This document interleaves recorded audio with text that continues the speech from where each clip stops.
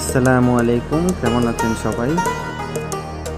ভারত ভ্রমণ করে বেশ কিছু ট্যুরিস্ট স্পট আমি এক্সপ্লোর করেছিলাম, যা আমি বিগত দিনগুলোতে আপনাদেরকে ক্ষুদ্র ক্ষুদ্র ভিডিও আকারে লাইভ করে দেখানোর চেষ্টা করেছি।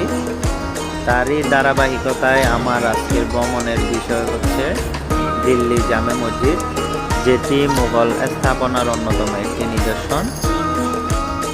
মুঘল সম্রাট শাহজাহান এই মসজিদটি নির্মাণ করেন 1644 থেকে 1656 সালের মধ্যে।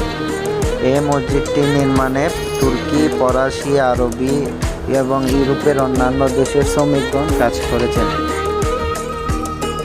মসজিদটির দেওয়ালের কারুকার্য শৈল্পিকতা আপনার মনকে খুব সহজে বিমোহিত করবে। মসজিদটি মুঘল আমলের অন্যতম একটি স্থাপনা হওয়ায় বিভিন্ন দেশের ট্যুরিস্টগণ এই মসজিদটি ভ্রমণে আসেন, আমিও এর মধ্যে একজন।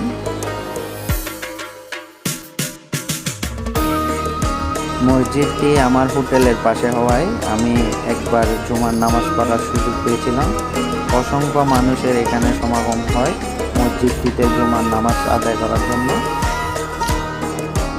ভারতের স্বাধীনতা আন্দোলনের নেতা আবুল কালাম আজাদের সমাধি মসজিদটি সংলগ্ন হওয়ায় আমার এটিও দেখে আসার সুযোগ হয়।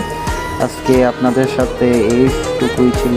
সবাই ভালো থাকবেন, সুস্থ থাকবেন। আসসালামু আলাইকুম।